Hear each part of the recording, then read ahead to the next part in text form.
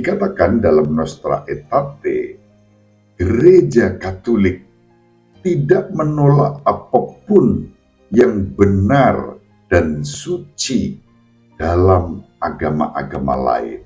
Dengan sikap hormat yang tulus, gereja merenungkan cara-cara bertindak dan hidup, kaidah-kaidah, serta ajaran-ajaran yang memang dalam banyak hal berbeda dari apa yang diyakini dan diajarkannya sendiri, tetapi tidak jarang toh memantulkan sinar kebenaran yang menerangi semua orang. Sinar kebenaran itu tentu tidak lain dalam perspektif iman kita adalah Kristus, Sang Cahaya Dunia, jalan, kebenaran, dan hidup.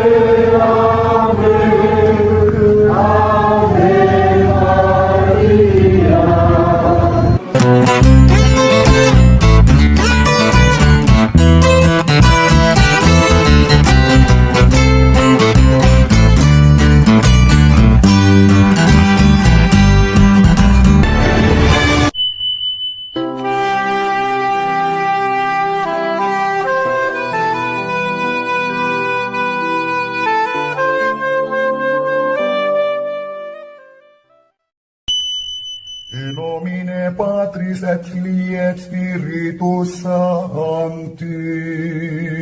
Amen. Dominus vobiscum.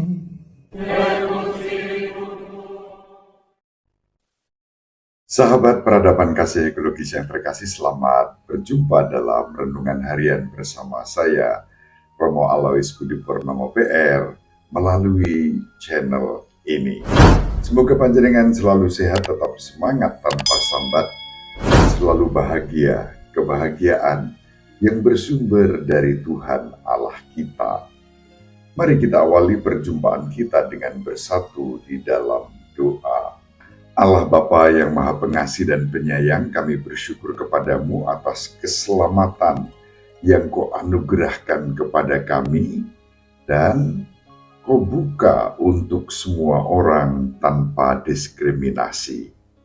Ajarilah kami bersikap cerdas, bijaksana, tapi juga rendah hati dan taat kepada ajaran-Mu yang Kau sampaikan melalui Yesus Kristus Putra-Mu dan dihidupi oleh gereja-Mu, khususnya Gereja Katolik Roma, yang menjadi jalan bagi kami keselamatan dalam Yesus Kristus, hingga kami boleh sampai kepadamu, ya Bapa, berkat bimbingan Roh Kudus. Semoga kami senantiasa mengupayakan kekudusan di dalam setiap sikap, tutur kata, dan perilaku kami, dengan pikiran-pikiran yang positif terhadap kehendak-Mu, dan tidak melulu memikirkan kemauan kami sendiri yang sangat terbatas, bahkan kerap kali penuh dengan kelemahan dan dosa. Ampunilah kami semua dari segala kelemahan dan dosa kami. Ajarilah kami untuk terus mewartakan kebenaran-Mu dalam Yesus Kristus Putra-Mu, agar semakin banyak orang mengalami kebaikan, kebenaran, dan kesucian untuk sampai kepadamu. Demi Kristus Tuhan dan pengantara kami, Juru Selamat semua orang, kini dan sepanjang segala masa. Amin. Sahabat peradaban kasih ekologis yang terkasih, mari kita baca Surat Santo Petrus yang pertama bab 1 ayat 10 sampai 16. Saudara-saudara terkasih, para nabi telah menyelidiki dan meneliti keselamatan kalian. Mereka telah bernubuat tentang kasih karunia yang diperuntukkan bagimu. Mereka telah meneliti pula saat yang bagaimana yang dimaksudkan oleh Roh Kristus yang ada di dalam diri mereka. Roh itu sebelumnya memberi kesaksian tentang segala penderitaan yang akan menimpa Kristus dan tentang segala kemuliaan yang menyusul sesudahnya.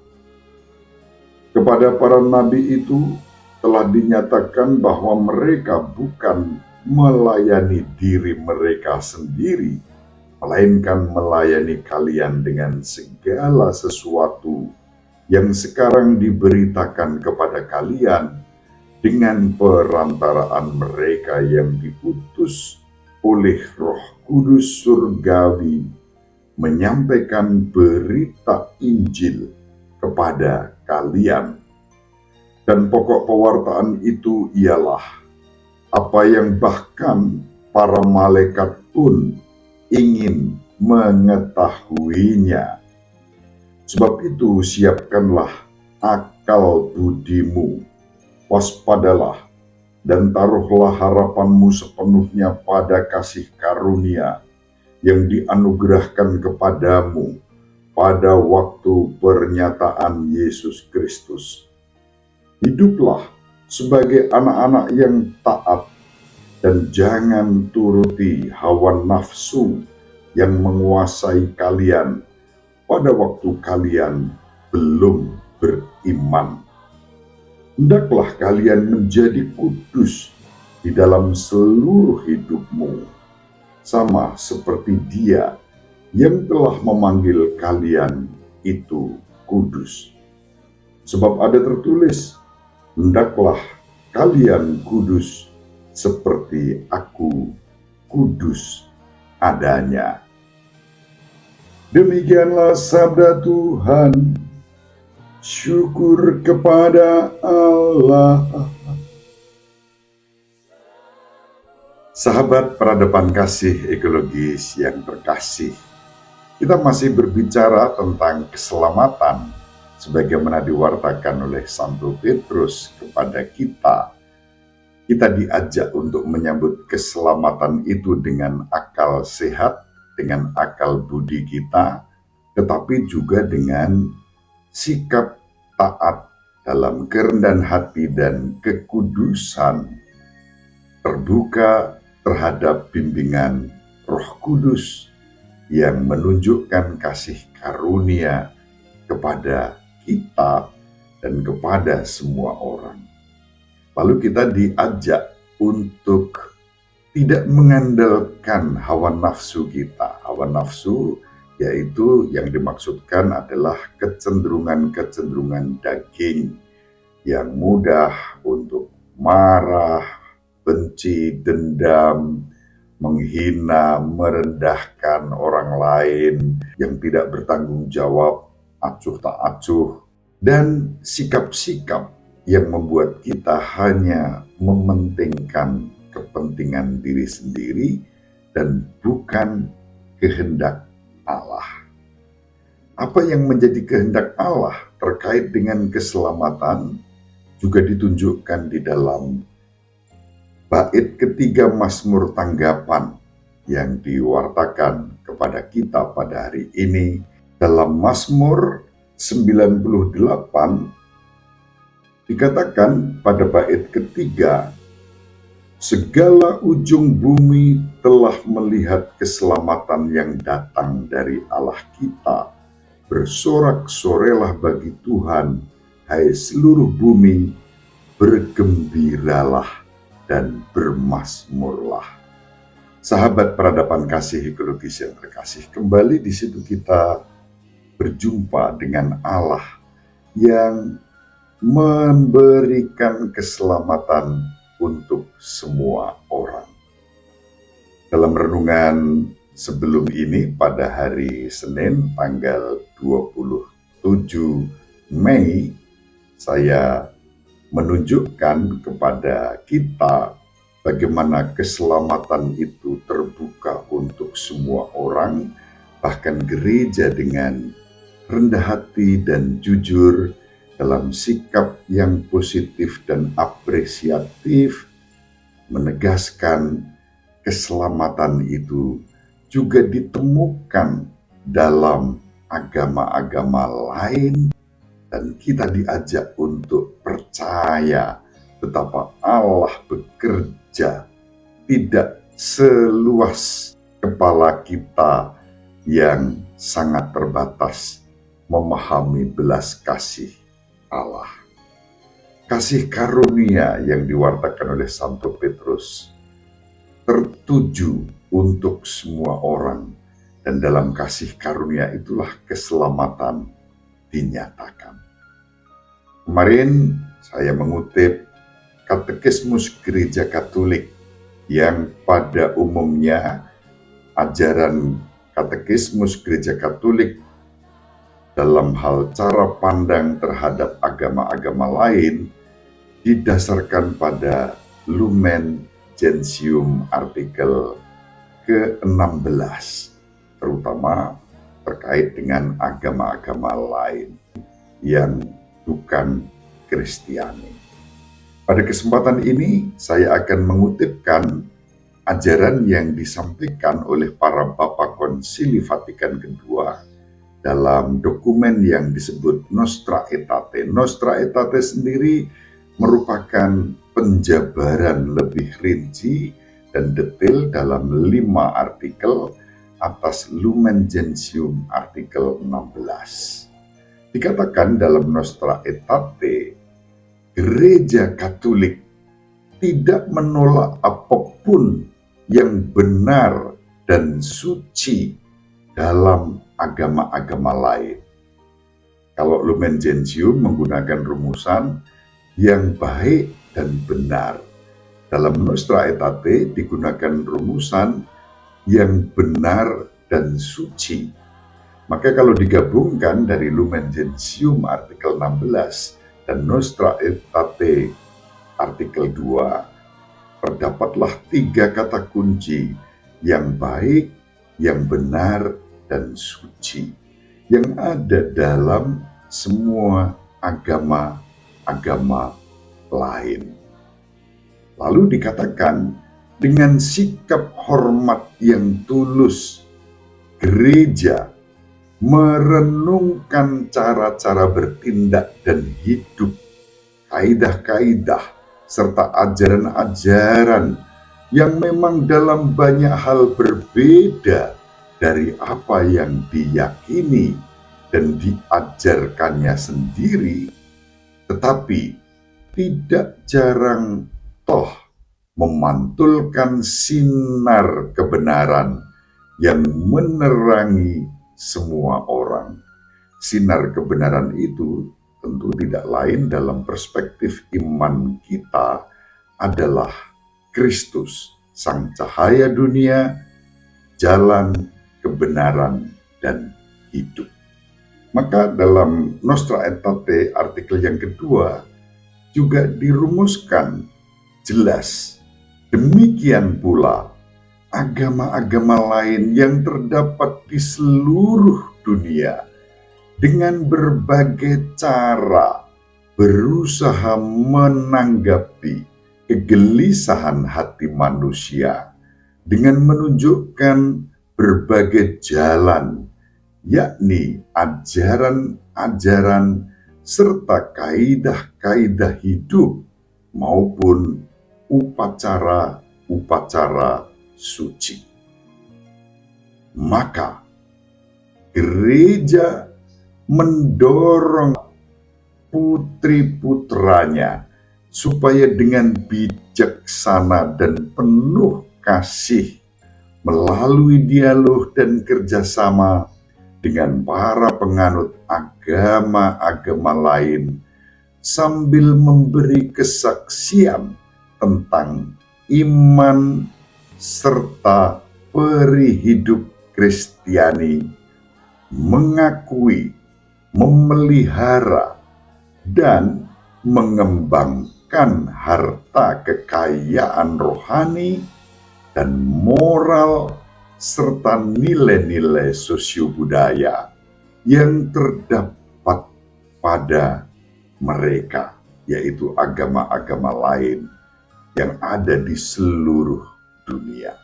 Selanjutnya, dalam Nostra Aetate diajarkan, namun gereja tiada hentinya mewartakan dan wajib mewartakan Kristus, yakni jalan, kebenaran, dan hidup, sebagaimana disabdakannya sendiri dalam Injil Yohanes bab 4 ayat 16. Dalam Dia, manusia menemukan kepenuhan hidup keagamaan. Dalam Dia pula Allah mendamaikan segala sesuatu dengan dirinya.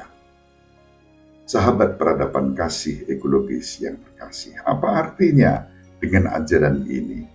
Cara pandang positif dan apresiatif Gereja Katolik yang menghargai bahwa keselamatan itu ada dalam semua agama, tidak dimaksudkan untuk mengatakan bahwa kalau begitu semua agama sama saja. Sama sekali tidak. Justru gereja menghargai perbedaan-perbedaan dan keunikan-keunikan masing-masing agama, bukan gebyah-uyah seakan-akan semua sama saja. Ada keunikan-keunikan dalam setiap agama-agama di seluruh dunia ini, dan gereja sikapnya jelas dan tegas, menghargai, menghormati, dan mendorong kita agar selalu bekerja sama untuk kebaikan, kesucian, kebenaran, keadilan, keindahan, dan kesejahteraan kehidupan bersama. Itulah keselamatan. Maka tidak bisa kemudian kita bersikap indiferentis. Kalau begitu, kalau keselamatan ada dalam agama lain, ya sudah, aku nggak usah jadi Katolik. Atau kemarin ada yang memberi komentar tuh di YouTube saya, bilang, kalau memang dalam agama Islam ada kebenaran dan keselamatan, lalu saya akan mengizinkan anak saya yang dipaksa oleh pacarnya untuk menikah dan pindah agama Islam. Tentu sikap itu merupakan sikap indiferentis yang tidak bertanggung jawab. Sebagai orang Katolik, kita menjaga iman kita. Kita bertanggung jawab atas iman kita. Tetapi tanggung jawab atas iman itu tidak boleh kemudian merendahkan, menghina, meremehkan, apalagi memandang negatif agama lain. Atau lalu ya sudah, kalau agama semua sama, ngapain jadi Katolik? Itu bukan ajaran gereja. Itu bukan sikap Kristiani sejati. Itu adalah sikap yang indiferentis, yang tidak bijaksana.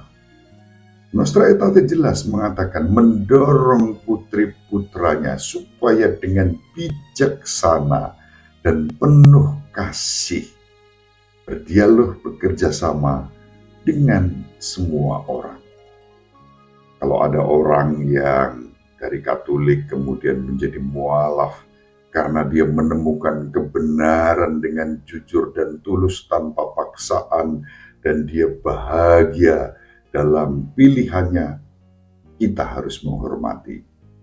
Tetapi kalau ada orang yang meninggalkan iman Katolik, entah kemudian memeluk agama apapun, hanya karena alasan pekerjaan, alasan jodoh, alasan apapun yang bersifat ekonomis itu objektif, tidak bertanggung jawab atas iman itu.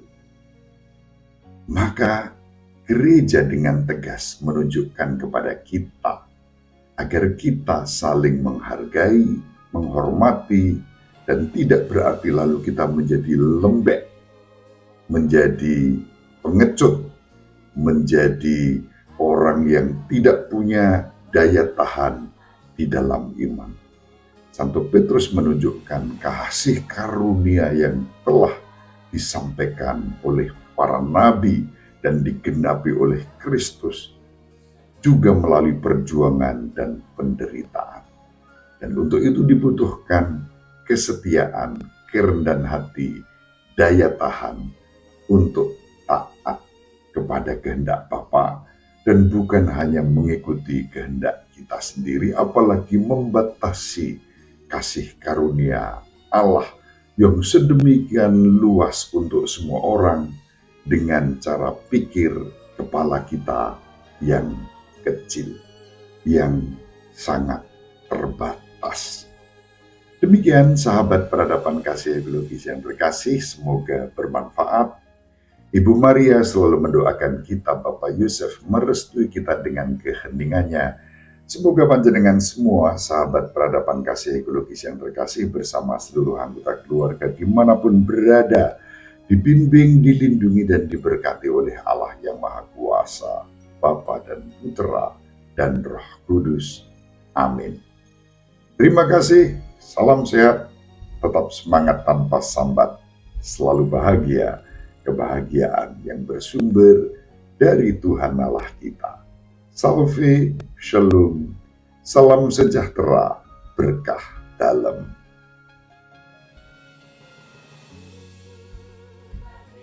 Sahabat peradaban kasih yang terkasih, sampai jumpa pada episode berikutnya. Terima kasih atas kebersamaan kita. Salam peradaban kasih ekologis, berkah dalam.